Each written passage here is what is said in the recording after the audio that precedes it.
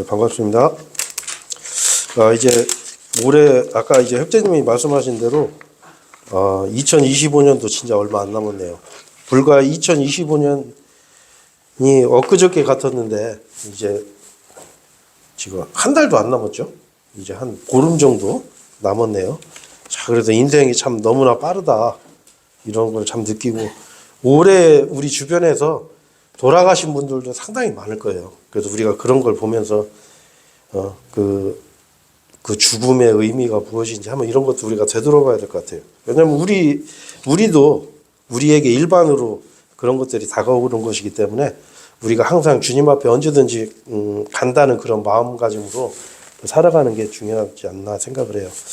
그래서 어제는 이제 비가 와서 우리가 거리 설교를 안 나가고 이렇게 있는데 이제 교회 큰 데에서 이렇게 비 오니까 이제 천막 쳐놓고 그 크리스마스 그 캐롤을 이렇게 틀어놓고 막 그러더라고요. 찬송가도 틀어놓고 막 그러는데 그 항상 이제 그런 게 있는 것 같아요. 그 뭐라고 해야 되나 이제 그 연말이 되면 어떤 그 크리스마스 그 분위기라는 게 있는 것 같아요. 근데 요즘은 이제 이 캐롤송 듣기도 참 힘든 그런 시대인 것 같아요. 그렇죠? 그만큼 사람들이 메마른 거예요. 근데 이제 물론 우리가 크리스마스를 뭐 지키거나 이러지는 않죠. 왜냐하면 이제 사실 뭐 12월 25일이 예수님이 태어난 날은 아니에요. 그냥 그러니까 기념을 하는 거지. 근데 그 예수님의 그 탄생은 정말 그 인류 역사의 가장 큰 사건이라고 보시면 돼요. 왜냐하면 그 하나님, 이 우주의 창조자가 우리와 같은 사람의 몸으로 이 땅에 오신 사건이에요. 그분이 이 땅에 오셔가지고 33년 반이라는 그런 짧은 생애를 살고 가셨어요. 자, 근데 왜 그 예수님, 그 젊은이, 33살밖에 안 된 그 젊은이의 인생이 왜 인류 역사의 기준이 되고 왜 그분의 세상에 오심을 사람들이 기념하는가? 우리가 이걸 잘 생각해 봐야 돼요. 전쟁터에서도 크리스마스 날이 되면 전쟁을 중단하거든요. 왜 그러냐면은 그 예수님은 여러분, 이 세상을 구원하러 오셨는데 세상을 구원하러 오신 걸로 끝나면 안 돼요. 나를 구원하러 오신 거예요. 나를. 그걸 이제 우리가 그 영어로 리딤이라고 리딤. 나를 구속하러 오신 거예요. 나의 모든 그 죄의 대가를 지불하시고 나를 구속하기 위해서 오신 거예요. 그래서 그 크리스마스가 이 세상의 구원자가 오셨네 이렇게 기뻐하면 안 돼요. 아, 나를 구원하러 오신 예수님이 오셨다 이렇게 생각하고 기뻐하는 그 여러분이 됐으면 좋겠어요. 그래서 그 예수님을 내가 개인적으로 그분을 내가 마음으로 이렇게 받아들이면 돼요. 성경은 이 구원받는 게 너무 쉽고 너무 단순하다고 이렇게 말하거든요. 그래서 그 하나님께서 사람의 몸으로 이 땅에 오신 분이 나를 구속하시기 위해서, 나를 구원하시기 위해서 이 땅에 오셔서 그 십자가에서 나 대신 죽으시고 장사 지내셨다가 성경 기록대로 사흘 만에 부활했다는 그 사실을 내가 마음으로 받아들이고 예수님 감사합니다 이렇게 받아들이면 어느 누구든지 그냥 구원을 다 받아요. 자, 그래서 이게 하나님의 선물이에요, 선물. 가장 큰 선물이에요. 그래서 인류 역사의 최고의 사건은 뭐냐면 바로 하나님께서 사람이 되셨다는 거. 이게 첫 번째 사건이에요. 그리고 두 번째 사건이 뭐냐? 그 하나님을 내가 개인적으로 내가 영접하는 거. 요거. 우리 두 가지 반드시 있어야 돼요, 우리는. 네, 그래서 오늘 간단하게 이렇게 하고서 제가 오늘 이제 설교를 이제 시작할 건데, 제가 오늘 그 설교 본문을 그 씨 뿌리는 자 비유를 이렇게 본문을 제가 골랐어요. 왜 그러냐면 이 마태복음 13장에 비유가 몇 가지가 나오냐면 씨 뿌리는 자의 비유가 있고요. 그 다음에 독보리, 가라지라고 그러죠. 일반 교회에서 가라지의 비유가 있어요. 독보리의 비유. 그 다음에 겨자씨의 비유, 누룩의 비유. 그 다음에 밭에 숨겨진 보물의 비유가 있어요. 그 다음에 진주를 사는 그런 비유가 있어요. 어떤 상인이 진주를 자기의 모든 걸 팔아서 진주를 사는 비유가 있고, 그 다음에 그물로 바다의 모든 그 생물을 잡는 그런 비유가 있고, 그 다음에 그 하늘의 왕국의 가르침을 받은 서기관의 비유 이렇게 있어요. 자, 근데 이 마태복음 13장의 이 비유가 좀 쉽게 얘기해서 굉장히 어려워요. 예, 이걸 제대로 이 성경적으로 제대로 이렇게 설교하는 그 교회가 많지 않아요. 근데 여러분들이 아마 오늘 설교를 들어보시면, 이거 내용 되게 쉽네? 이렇게 생각하실 거예요, 아마. 정말 이게 쉬운 내용이거든요. 왜냐하면 예수님께서는 어렵지 않게 말씀하세요. 항상 쉽게 말씀하세요. 자, 그래서 여러분 지금 우리 본문 읽은 것 중에서 9절에 뭐라고 되어 있어요? 들을 귀 있는 자, 그는 들을지어다. 자, 이 말씀이 뭐죠? 들을 귀가 없는 사람들이 있다는 거예요. 네, 들을 귀 있는 자가 있고, 이 들을 귀 있는 자들은 그냥 쉽게 이걸 받아들일 수 있는 거예요. 그래서 이제 이 부분도 이제 좀 이따 이제 제가 이제 설명을 할 건데, 먼저 우리가 이제 성경을 읽을 때 가장 원칙적으로 꼭 염두에 둬야 될 부분이 하나가 있어요. 뭐냐? 베드로전서 1장, 요것도 한번 찾아보시죠. 베드로전서 1장 한번 보시죠. 페이지로는 신약 성경 이게 처음은 490페이지네요. 491페이지 옆에 베드로전서 1장. 네. 1장 11절. 1장 11절 한번 보세요. 네, 찾으셨죠? 네. 490페이지. 좀 찾아. 좀 아직까지는 성경 찾는 게 좀 다들 좀 숙달이 좀 덜 되실 분도 있고 계셔가지고. 네. 자, 490페이지 베드로전서 1장 11절이에요. 11절.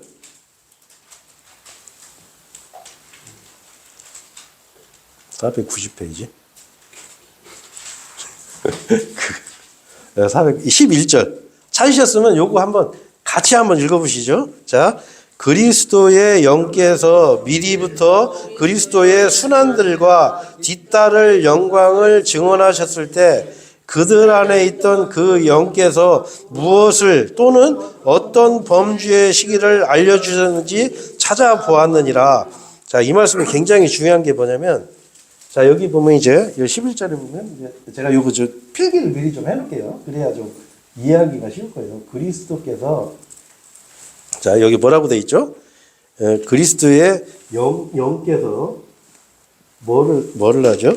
그리스도의 뭐를 알려줘요? 자, 첫 번째로 순환이 있어요. 순환.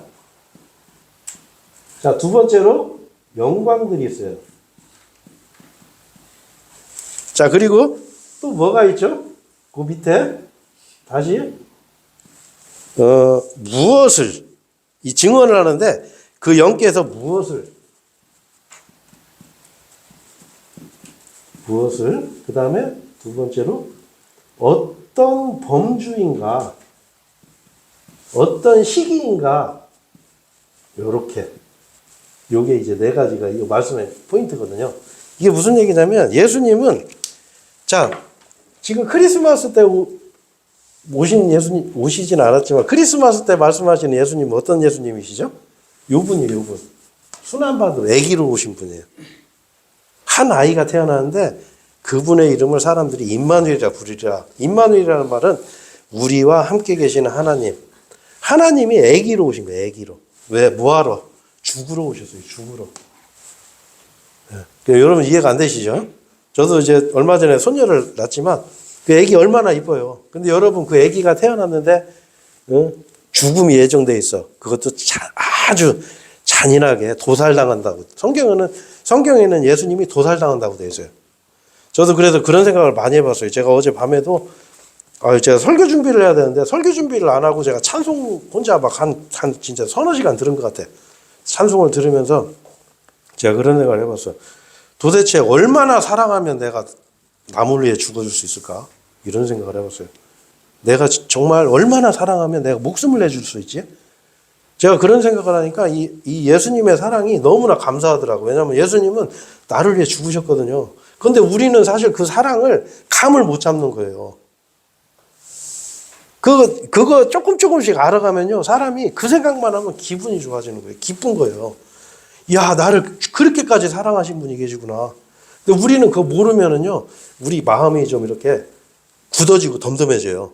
근데 이제 그 예수님의 모습이 성경에서는 두 가지 모습이에요. 뭐냐? 순환받는 예수님, 영광받는 예수님이 있어요. 자, 그 다음에 또 한 가지가 뭐냐면, 이 성경 말씀을 읽을 때 뭐에 대해서 얘기하는 건지, 예? 그 다음에 어떤 범주에 해당하는 시기인지 이게 중요해요. 그냥 막 읽으면 큰일 나요. 그래서 이 마태복음 13장은 그걸 정확히 봐야 돼요. 어떤 예수님의 모습을 설명했는지, 그리고 무엇에 대해 얘기했는지, 어떤 시기인지 이걸 이제 잘 구분해야 되는데, 본문 책갈피를 이렇게 해놓으셨죠? 본문 마태복음 13장으로 이제 한번 가보세요. 다시. 자, 마태복음 13장 가시면, 먼저 이 마태복음 13장은, 제가 그냥 이제 좀 자세한 설명은 또 나중에 기회 있을 때 또 하고, 뭐냐면, 무엇에 대해서 얘기를 하냐면, 여러분, 여기 보시면, 11절에 보면, 11절 한번 보세요. 그분께서 그들에게 대답하여 이같이 말씀하셨느니라, 이는 하늘의 왕국의 신비들을 아는 것이 너희에게는 주어지나, 이랬죠. 자, 뭐에 대해서 얘기하는 거죠, 지금? 네? 하늘의 왕국. 이거 생각 안 하고 읽으면 큰일 나요. 마태복음 13장은. 이게 지금 저 하늘에 있는 죽어서 가는 천국 얘기하는 게 아니에요. 이 하늘의 왕국은 저번 시간에 제가 말씀드렸죠? 이건 뭐예요? 천년왕국이에요, 천년왕국. 천년왕국은 이 지상에 예수님께서 세우시는 하나님의 나라예요. 물질적인, 물리적인 나라예요. 그거에 대해서 얘기하는 거예요. 자, 그러면 이거는 어느 시기에 해당되는 말씀이냐? 어느 시기에 해당되는 말씀이냐면, 이것도 제가 좀 간단하게 말씀드릴게요. 마태복음 10장에서는 이 왕국 복음을 선포를 해요. 근데 마태복음 11장에서는 이 유대인들이 예수님을, 이 복음을 거부를 해요. 그래서 그 침례자 요한도 죽이고, 이 하늘의 왕국을 폭력적인 방법으로, 이 찬탈을 해버려요. 무슨 얘기냐? 예수님을 죽이려고 해요, 이제.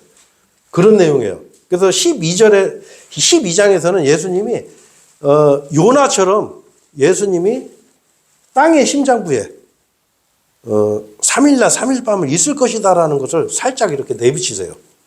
자신의 죽음을 살짝 내비치는 그런 내용이거든요. 자, 그러면 13장에서는 어느 시기에 해당하는 거냐면은, 13장에서는 예수님이, 자, 11장에서 하늘의 왕국을 폭력적인 방법으로 찬탈을 했죠. 자, 그러니까 어떻게 해요? 예수님이 이 하늘의 왕국을 세우지를 못하세요. 연기를 하세요, 연기를. 그러면 어떻게 해요? 예수님이 순환 받으셨다가 다시 영광 받는 요 중간 기간을 얘기하는 거예요, 바로. 예수님이 다시 오실 때, 예수님이 재림하실 때까지의 이 지상에서 어떠한 일이 벌어지는지를 설명하는 게 바로 이 마태복음 13장의 비유들이에요. 이걸 모르고 이걸 읽으면 아주 이게 뒤죽박죽이 되는 거예요. 절대 이걸 볼 수가 없어요. 이해가 안 돼요. 자, 그러면 먼저, 자, 씨 뿌리는 자의 비유부터 일단 들어가 보죠. 씨 뿌리는 자의 비유. 이 씨 뿌리는 자의 비유가 굉장히 이게 쉬우면서도 이상한 교리를 만드는 비유예요. 그리고 이해를 잘 못해요. 왜? 이 씨 뿌리는 자의 비유는 마가복음, 누가복음에도 나오거든요. 자, 거기에는 하늘의 왕국이 아니라 하나님의 왕국의 비유다라고 나와요. 그러니까 어떻게 해요? 우리 교회 성도들에게도 적용할 수 있는 교리예요. 그래서 더 어려워, 이게. 자, 그러면, 자, 씨 뿌리는 자의 비유 내용을 한번 보죠. 자, 3절에 보면은, 그분께서 그들에게 많은 것들을 비유로 이야기하시며 이같이 말씀하셨느니라. 보라, 어떤 씨 뿌리는 자가 씨 뿌리러 나갔노라. 4절에 그가 씨를 뿌렸을 때 어떤 씨들은 길가에 떨어졌기에 날짐승들이 와서 그것을 삼켜버렸느니라. 이제 씨를 뿌렸는데 길가에 뿌렸으니까 어떻게 해요? 이게 싹을 못 내죠. 그러니까 새들이 와서 그 씨를 다 먹어버린 거예요. 자, 그 다음에 5절에 보면 5절 6절은 뭐죠? 어떤 씨들은 흙이 많지 않은 돌 많은 곳에 떨어졌어요. 돌밭에 떨어진 거죠. 그러자 그것들은 곧바로 싹을 틔웠으니 그 싹들에게 깊은 흙이 없었기 때문이라. 6절에 이에 해가 뜨자 그것들이 타버렸으니 그 싹들이 뿌리가 없어 그것들이 시들었기 때문이라. 자, 두 번째는 어떻게 해요? 돌밭에 떨어졌는데 이 뿌리를 못 내리는 거예요. 싹이 튀긴 텄는데 흙이 별로 없으니까. 자, 그런데 세 번째는 어디에 떨어지죠? 7절에 보면 그리고 어떤 씨들은 가시나무들 사이에 떨어졌는데, 그러니까 어떻게 해요?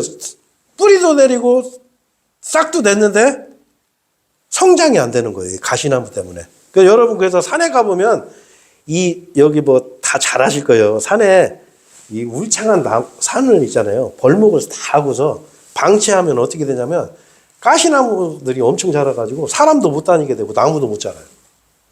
실제로 그래요. 이 산에 가보면 그래요.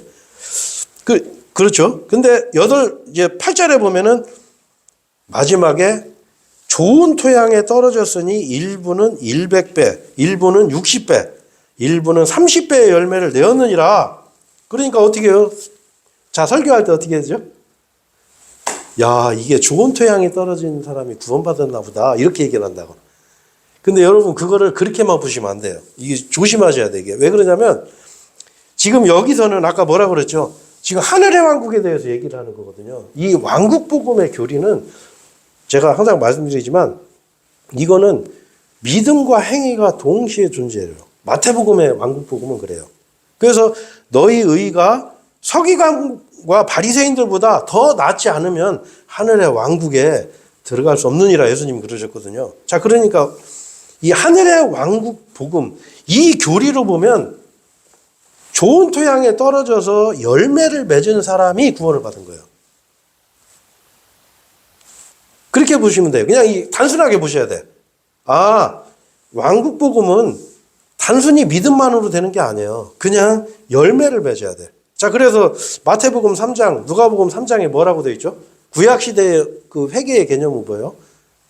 그 회개에 합당한 열매를 맺어야 돼. 근데 여기서는 열매를 못 맺잖아요. 가시나무에 떨어진 사람들까지는 열매를 못 맺어요. 이런 여러 가지 여건들 때문에. 그래서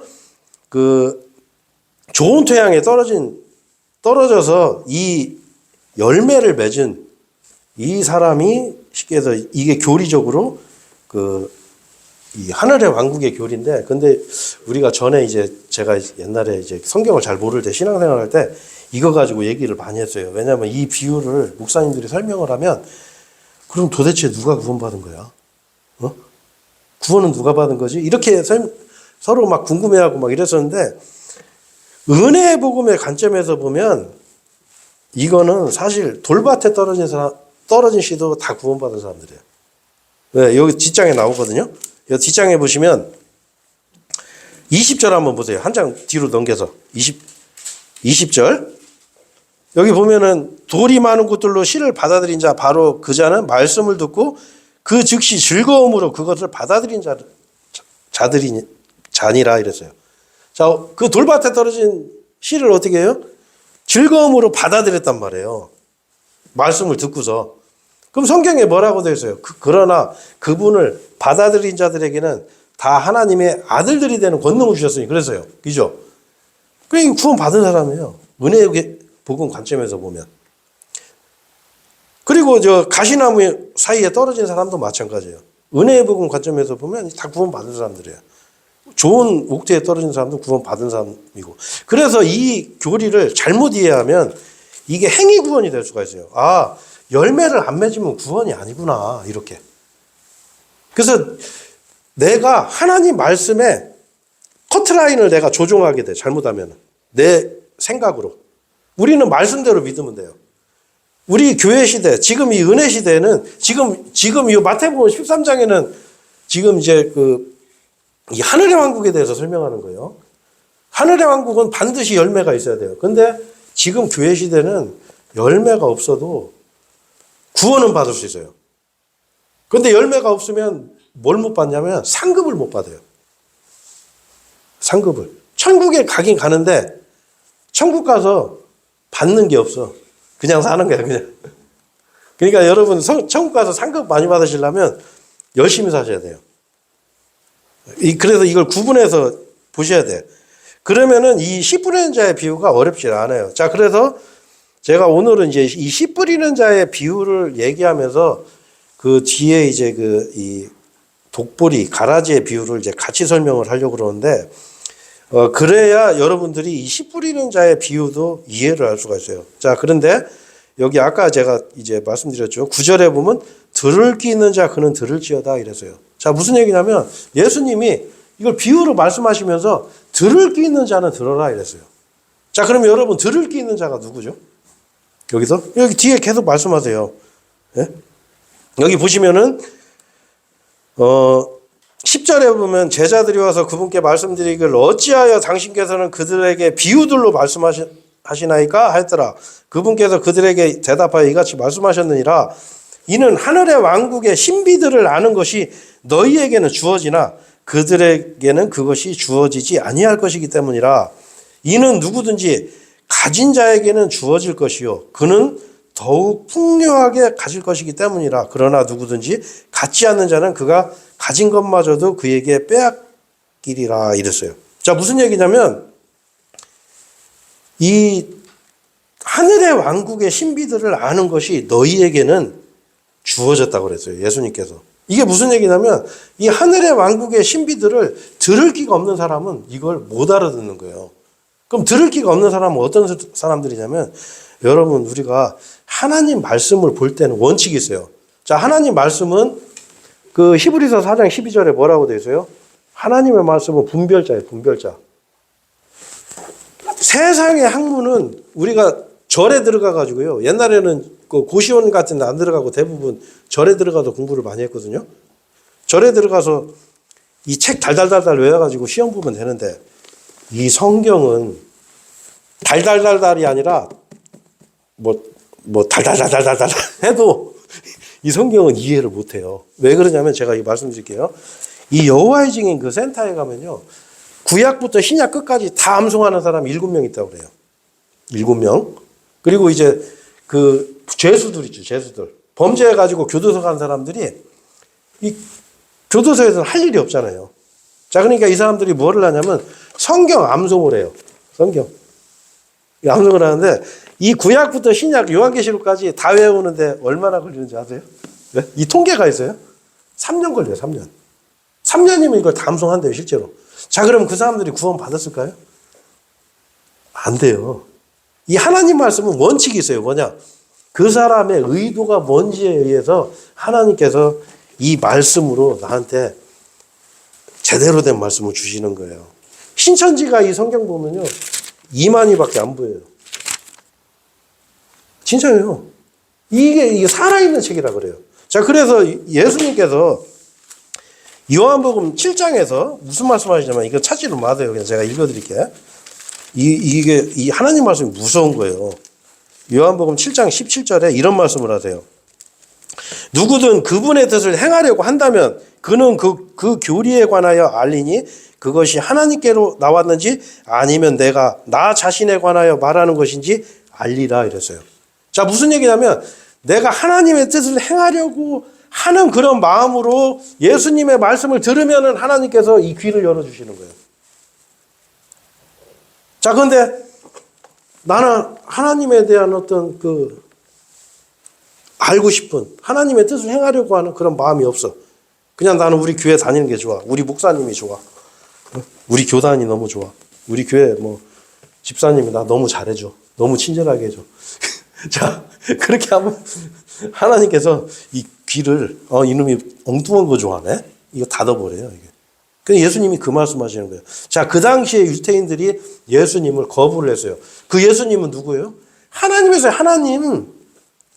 자기네 그 조상 아브라함을 지으신 하나님. 네? 그 이스라엘 백성들을 그 큰 능력으로 그 민족을 만드신 하나님, 이 우주 만물을 창조하신 우주의 창조자였단 말이에요. 근데 그 예수님이 직접 와서 얘기하는데도 그걸 거부해버리네. 자, 그러니까 예수님께서 어떻게 해요? 이 사람들한테 이 하늘의 왕국의 신비를 닫아버리는 거예요. 그 내용이 이제 여기 이제 그 뒤에 이제 쭉 나오는데, 자, 그러면서 이 예수님께서 이제 이렇게 말씀하시는 거죠. 여기 보시면 14절에 보면 그런즉 그들 안에서 이사야 예언이 성취되었으니 그것은 이같이 말하느니라. 너희가 듣기는 들을 것이나 이해하지 못할 것이요 너희가 보기는 볼 것이나 알지 못할 것이라. 그 유대인들은 그 예수님 그 하나님의 말씀을 직접 들었어요. 직접 봤어. 그런데도 몰라. 이는 그 백성의 마음에 무디어져 그들의 귀가 듣는데 둔하며 그들이 자신들의 눈을 감았기 때문이라. 이렇게 해서 이 하늘의 왕국의 신비가 이 유대인들에게 주어지는 하늘의 왕국의 신비가 이게 쉽게 해서 감춰져 버리는 거예요. 자, 그래서 요게 보면 이제 마태복음 13장에 44절에 보면 밭에 숨겨진 보물의 비유와 이게 또 연결이 돼요. 그래서 이스라엘 민족이 성경에 보면 이제 여기 나오죠. 이 밭은 세상이거든요. 이 보물은 유대인들, 이스라엘이 숨겨지는 그런 이제 시대가 열리는 거예요. 숨겨지고 뭐냐면 이제 진주를 사는, 이 진주는 교회를 얘기하는 거거든요. 그래서 그 예수님이 이제 그 재림하기 전에 이루어지는 그 과정에서 일어나는 일들을 설명하시기 전에 하늘의 왕국 교리에 대해서 먼저 말씀하시고서 이제 비유가 들어가요. 그래서 첫 번째 비유를 실제로 뭘로 보면 되냐면 이 독보리, 이 가라지의 비유라고 보시면 돼요. 자, 그래서 이제 제가 이제 그 가라지의 비유에 대해서 이제 설명을 할게요. 그래서 씨 뿌린 자의 비유는 우리가 하늘의 왕국 교리로 받아들이면 문제가 없다. 이렇게 생각하시면 돼요. 하늘의 왕국은 말 그대로 천년왕국 교리, 천년왕국 우리에게 해당되는 게 아니에요. 환란 시대 그 교리이기 때문에 믿음과 행위가 동시에 있어야 돼요. 반드시 열매를 맺어야 되고. 자, 그러면은 자, 두 번째로 여러분 24절 한번 보세요. 마태복음 24절에 보면 독보리의 비유가 나오는데 그분께서 그들에게 또 다른 비유를 제시하며 말씀하셨느니라. 하늘의 왕국은 좋은 씨를 자기 밭에 뿌린 어떤 남자에 비유되느니라. 그러나 사람들이 잠든 사이에 그의 원수가 와서 밀 가운데 독보리를 뿌리고 자기 길을 갔더라. 그러나 이파리가 돋아나고 열매를 내자 그때 독보리들 또한 나타났더라. 그러한 이유로 그 집주인의 종들이 왔으니 그에게 말하기를 선생님 당신께서는 당신의 밭에 좋은 씨를 뿌리지 아니하셨나이까? 그렇다면 그 밭 어디에서 독보리들이 생긴 것이니까 하였더라. 그가 그들에게 말하기를 원수가 이런 짓을 하였느니라 하였더라. 종들이 그에게 말하기를 그렇다면 당신께서는 우리가 가서 그것들을 모아오기를 원하시나이까 하였더라. 그러나 그가 이같이 말하였더라. 아니니라. 너희가 독보리들을 모아오는 사이에 그것들과 함께 너희가 밀까지 뿌리 뽑을까 우려하노라. 양쪽 다 수확 때까지 함께 자라게 두라. 그리하면 수확의 때에 내가 수확꾼들에게 말하기를 너희는 먼저 독보리들을 한데 모아서 그것들을 불태우기 위하여 그것들을 다발로 묶으라. 그러나 밀은 나의 곡간으로 모으라 하겠노라. 이랬어요. 자, 여러분 여기 한번 보세요. 이 독보리의 비유가 이 개역성경에는 가라지의 비유라고 나와요. 가라지라고 해야 사람들이 좀 알아듣기가 쉽겠죠. 가라지로 많이 얘기하니까 독보리. 이 밀하고 똑같이 생긴 게 독보리예요. 자, 이게 무슨 얘기냐면 어떤 사람이 씨를 뿌렸는데 그럼 밀이 나야 되잖아요. 근데 밀밭에 보니까 밀하고 똑같이 독보리가 자라네. 그렇잖아요. 자, 그러니까 이제 이 내용을 가지고 사람들이 주로 어떻게 비유를 하냐면 야, 교회 안에 가라지가 있어. 가짜가 있어. 이렇게 얘기를 많이 하거든요. 근데 이 말씀 또한 교리적으로 보면 굉장히 쉬운 내용이에요. 이게 무슨 내용이냐면, 여기 보시면은, 37절 한번 보세요. 마태복음 13장 37절에. 자, 그분께서는 그들에게 대답하여 이같이 말씀하셨느니라. 좋은 씨를 뿌리는 자는 누구라고 그랬죠? 인자는 누구죠? 예수님. 밭은 세상이요. 여기 나오죠. 설명하시는 거예요. 예수님 쉽게. 자, 좋은 씨는 누구라고 그랬어요? 왕국의 자녀. 여러분, 왕국의 자녀가 누구예요? 네? 왕국의 자녀가? 왕국의 자녀가 누구냐면은, 잠깐만요. 제가 이거 좀 찾았는데. 왕국의 자녀가, 마태복음 8장에 나오는구나. 마태복음 8장에 보면 요 뒤로 몇 장만 넘기시면 마태복음 8장 보면은 어떤 그 백부장, 그 이방인 백부장이 그 자기 종을 고쳐달라고 그래요. 그러면서 이제 예수님께서 이제 그 마태복 그 백부장의 믿음을 칭찬하는 그런 내용인데 12절에 보면 그러나 이렇게 그 이방인한테 그 이방인을 칭찬하면서 예수님께서 12절에 그러나 왕국의 자녀들은 바깥 어둠 속에서 내던져지리니 거기에는 울며 이를 가는 일이 있으리라 그랬어요. 자, 예수님이 그 이방인을 칭찬하면서 오히려 왕국의 자녀들, 이 이스라엘 사람들, 이 유대인들이 오히려 지옥 가는 일이 심판받게 되는 일이 발생한다. 이런 일 말씀하시는 거거든요. 우리가 성경은 성경으로 풀어야 돼. 자, 조은 씨를 뿌렸는데 조은 씨가 누구라고 그랬죠? 왕국의 자녀들 유대인을 얘기하는 거예요. 자, 그러나 독보리들은 그 사악한 자의 자녀들이요. 39절에 이 독보리를 뿌린 원수는 누구예요? 마귀. 수학은 세상 끝이요. 수학꾼들은 천사들이라. 자, 이게 여러분 여기서 우리가 뭘 할 수 있어요? 자, 조은 씨는 왕국의 자녀들이라고 그랬죠? 자, 그러면 독보리들은 사악한 자의 자녀예요. 사악한 자의 자녀. 이 사악한 자의 자녀는 누구죠? 한번 여러분 생각을 한번 해보세요. 누굴 것 같아요? 사악한 자의 자녀들. 네? 사람들이 그렇게 생각한다고 그냥 이거 뭐 교회 안에 어떤 이 밀과 독보리가 같이 진짜 가짜가 같이 있다. 그래서 나중에는 다 이렇게 심판을 받게 된다. 뭐 이런 식으로 얘기를 많이 하는데 이 사악한 자의 자녀들이 누구냐면 여러분 요한계시록에 나와요. 요한계시록에 뭐라고 하냐면 자, 이 독보리는 밀하고 똑같이 생긴 밀처럼 생긴 가짜 밀이거든요. 이 독보리가 누구냐면 왕국의 자녀를 모방하는 자가 있어요. 예수님은 그걸 설명하는 거예요. 예수님은 분명히 이 왕국의 자녀들을 이 세상에 뿌려놨는데 어떻게 해요? 이 왕국의 자녀가 아닌 사람들이 내가 왕국의 자녀다라고 모방하면서 이렇게 잘하는 사람들이 있는 거예요. 그게 누구냐면 바로 요한계시록 2장 9절에 이런 사람들이 있어요. 자신들이 유대인이라고 말하지만 아니며 오히려 사탄의 회당인 자들의 신성모독을 내가 아노라 이랬어요. 자, 그 다음에 요한계시록 3장 9절에 보라 자신들이 유대인들이라고 말하지만 아니며 오히려 거짓말하는 자들을 내가 사탄의 회당에 속하게 하겠노라 이러셨어요. 자, 이게 무슨 얘기냐면 우리 그 자칭 유대인이 있어요. 자칭 유대인.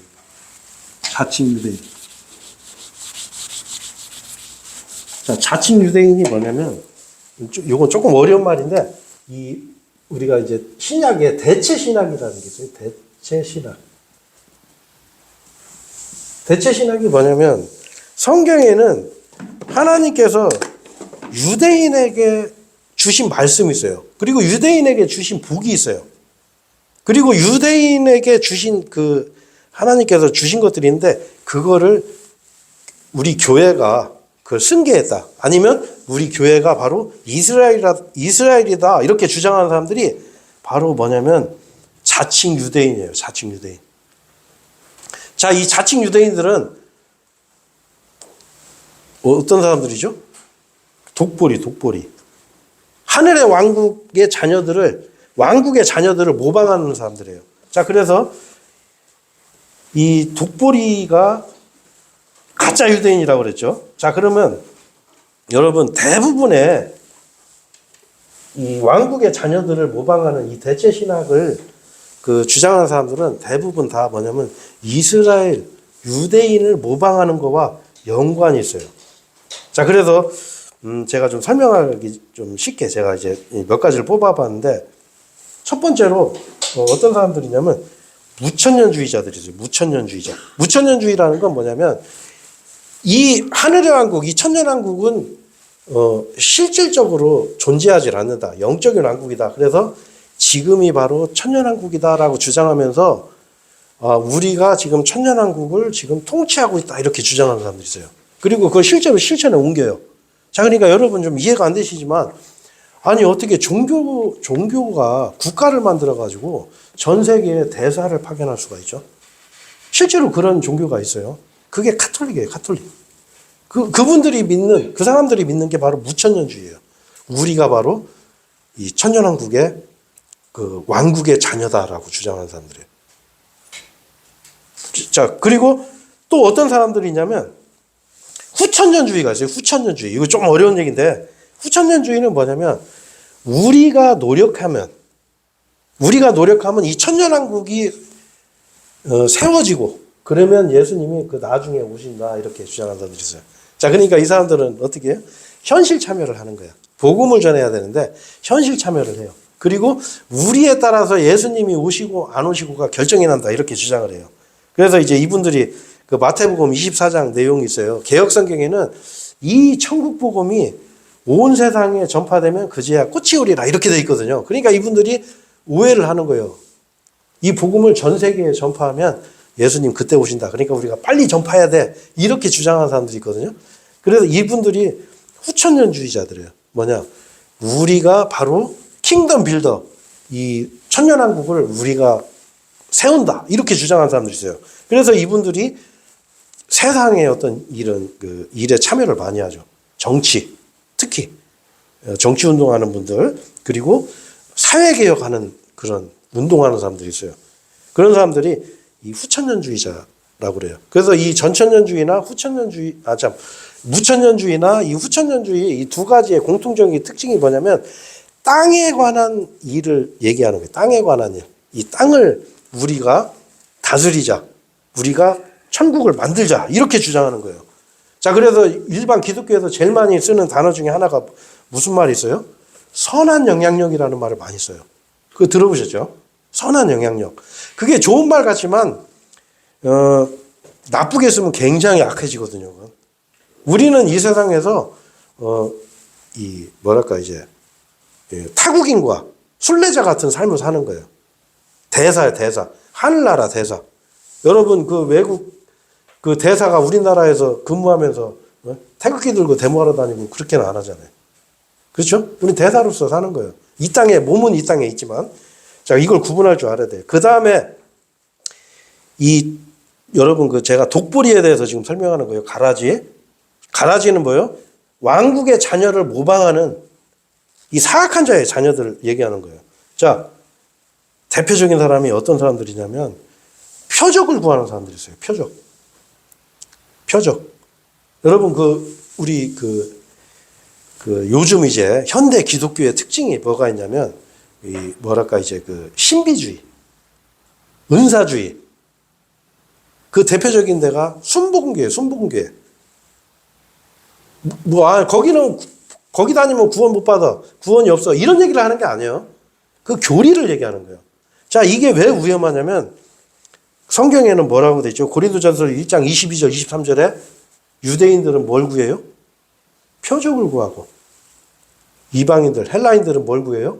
지혜를 구하고. 우리는 뭘 선포하죠? 십자가에 달린 신 예수님을 선포하는 거예요. 그 차이에요. 자, 유대인들은 표적을 요구하는 거예요. 표적. 왜? 유대인들은 표적으로 이 민족이 만들어진 그 이집트에서 탈출할 때 바다가 마른 땅이 됐어요. 바다가 열려가지고 표적으로 이 시작해서 표적으로. 그래서 유대인들이 항상 예수님을 만나면 우리에게 표적을 보여주시옵소서 이래요. 자, 그러니까 마태복음 12장에는 예수님이 뭐라고 하셔요? 내가 너희에게 많은 표적을 보여주셨지만 예수님은 악하고 음란한 세대가 표적을 구하는도다 이랬어요. 나는 예언자 요나의 표적 말고는 아무에게도 아무것도 보여줄 게 없느니라 그랬어요. 예수님께서 악하고 음란한 세대가 표적을 구한다고 그랬거든요. 그래서 요즘 교회도 이 하나님의 말씀은 사실 이 관심이 없어요. 목사님들도 성경 공부 안 해. 제가 목사님들하고 얘기해 보면 성경을 이렇게 자세히 아는 목사님 만나기가 너무 힘들어요. 일단 대화가 안 돼요. 왜? 모르니까. 알아야 좀 얘기가 되는데. 그러니까 그런 목사들 밑에서 이 신앙생활 하면 어떻게 되겠어요? 그러니까 이 가라지가 되는 거예요. 표적을 구하는 거예요. 자, 그리고 또 대표적인 그 가짜 유대인이 누가 있어요? 여러분? 우리 주변에 흔히 우리가 볼 수 있죠? 누구죠? 네? 누구요?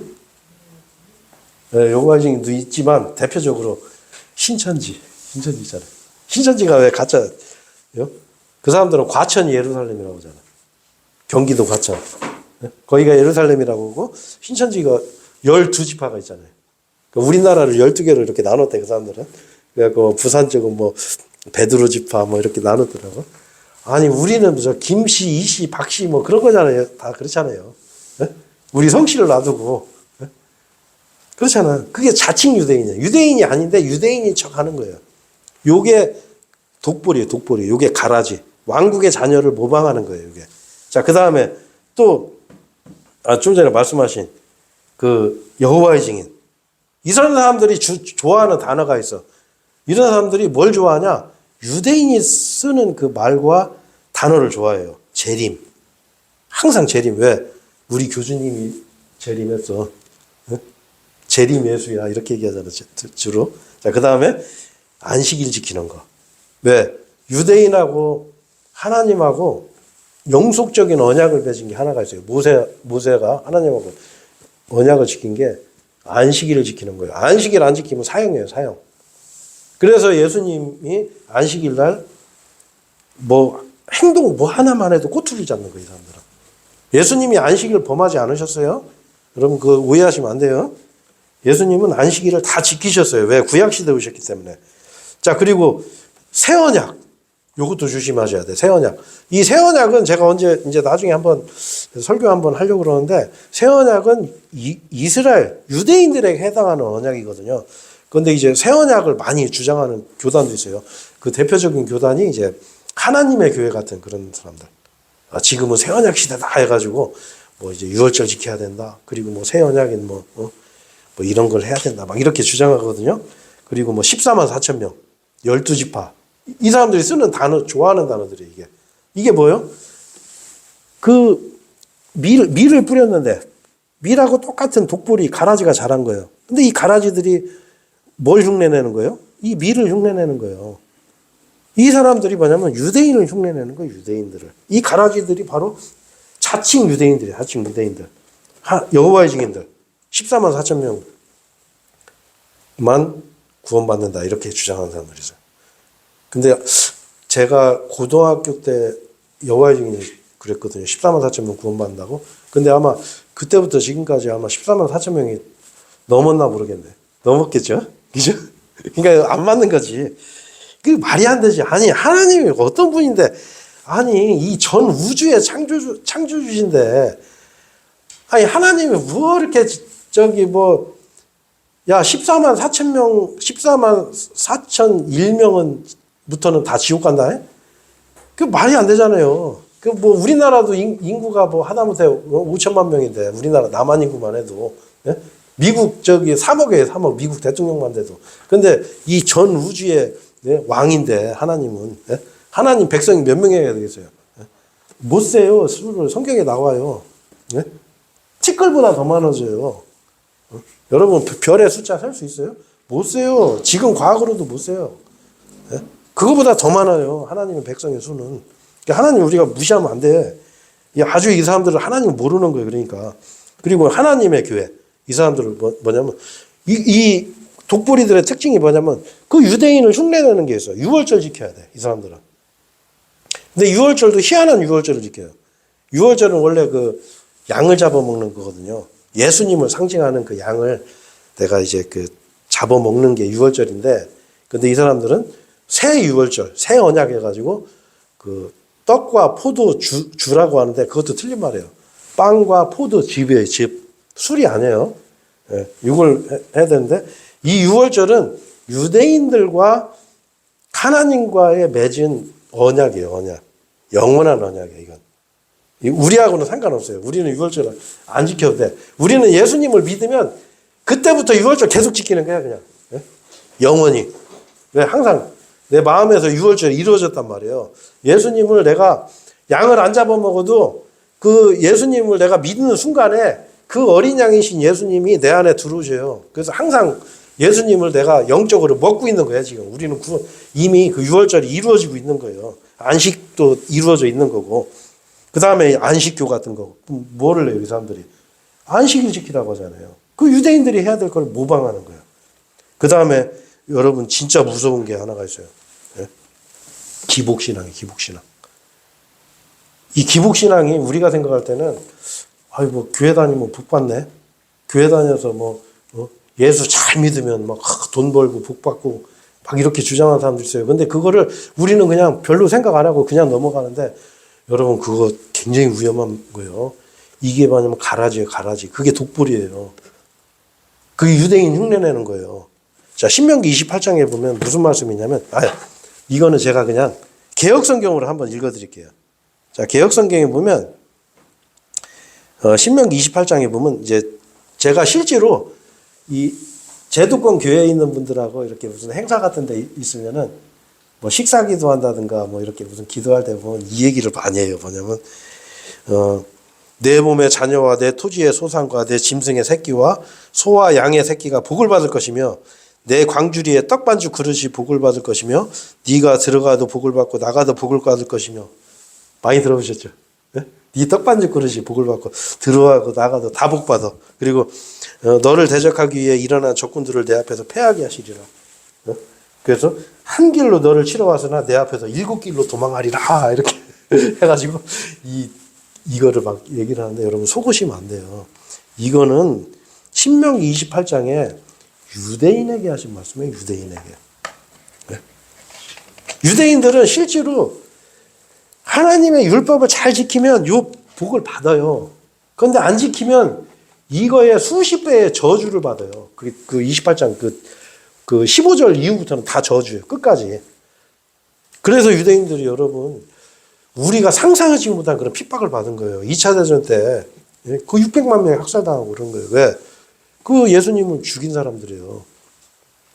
그러니까 그 벌을 받는 거예요. 그걸 직접 보여주시는 거예요. 하나님께서. 자, 근데 이 기복신앙은 뭘 얘기를 해요? 바로 우리가 유대인이라고 주장하는 거랑 똑같은 거예요. 근데 여러분 속으시면 안 돼. 우리가 복받는 유일한 방법은 성경에 한 가지가 있어요. 한 가지. 세상에서 복받는 거. 뭐 영적으로 복받는 거 말고 세상에서 복받는 유일한 방법은 여러분이 좀 실망하시겠지만 이 신약시대 은혜로 구원받은 그리스도인들은요.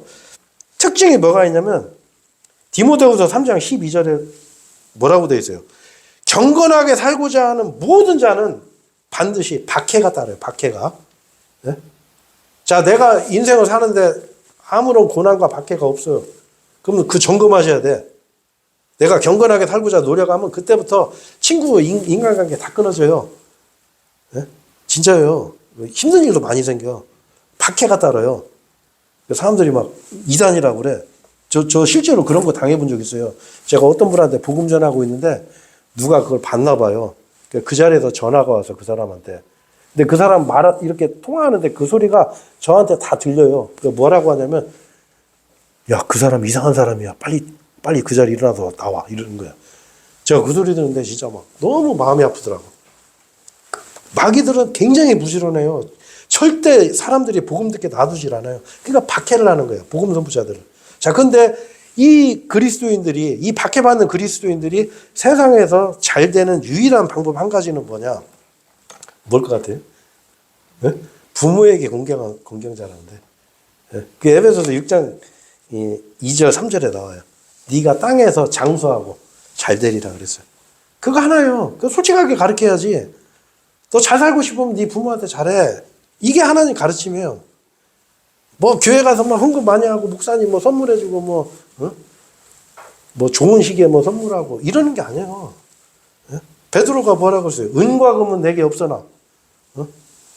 그 간침병이 일으키잖아요. 지금 목사들은 어떻게 해요? 은과 금은 많으나 내가 너 구원받기는 못하겠어. 나. 왜? 나도 구원을 못 받았으니까. 이런 사람들 너무 많아요. 복음을 못 전하는. 그 베드로전서 그 고린도전서 4장 15절에 1만 명의 선생이 있으나 아비는 많지 않다고 그랬어요. 내가 복음을 통해 너희를 낳았느니라.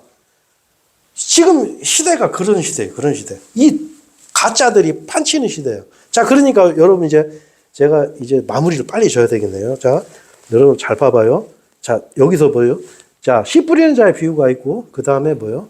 독보리, 이 가라지의 비유가 있어요. 자, 근데 어떻게 해요? 아니, 좋은 미래 씨를 뿌렸는데 이 독보리가 같이 자라네?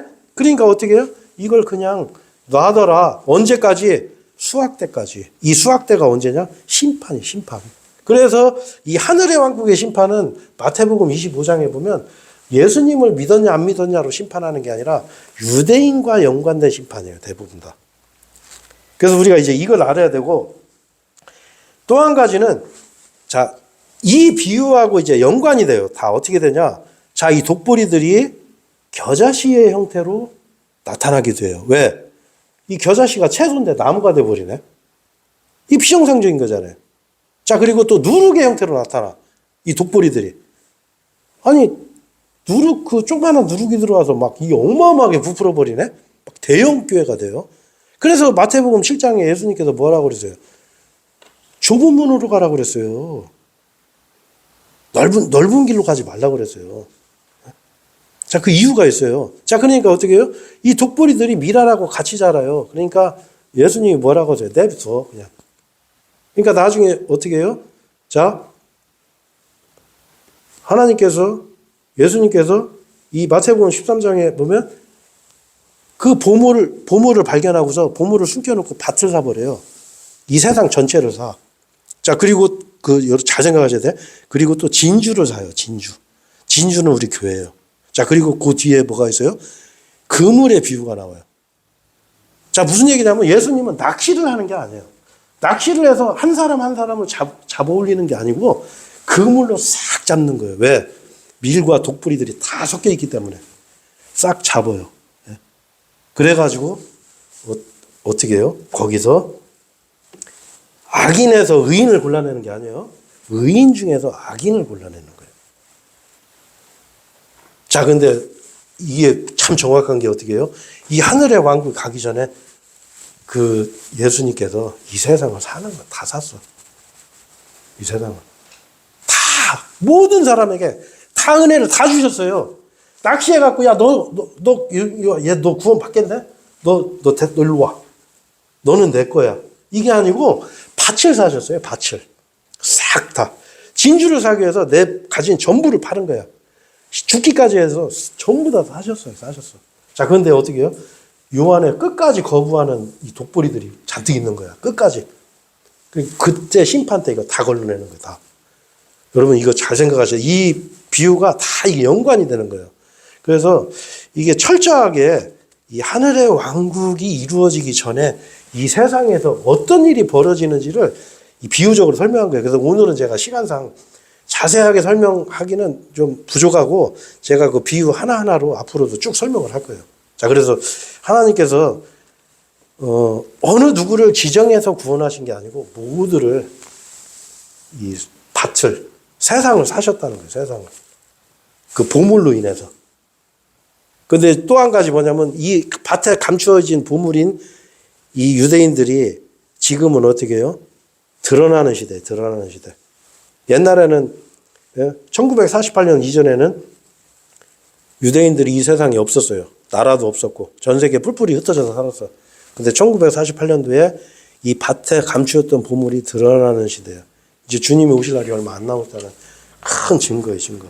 자, 그래서 우리가 이 비유를 통해서 이제 말씀을 좀 정확하게 구별하고 그리고 하나님께서 모두에게 은혜를 주셨다는 거. 그거를 받고 안 받고는 각자 개인의 몫이다. 이렇게 여러분 생각하셔야 돼. 그래서 이 하나님 은혜를 거부하지 마시고 받아들이는. 물론 여러분 우리는 다 받아들였죠. 그래서 모든 사람에게 이 기쁜 소식을 또 전하는 우리 그 복된 말씀 침례교회 지체들이 되기를 바라겠습니다. 예, 오늘 설교는 기도하고 마치겠습니다. 예.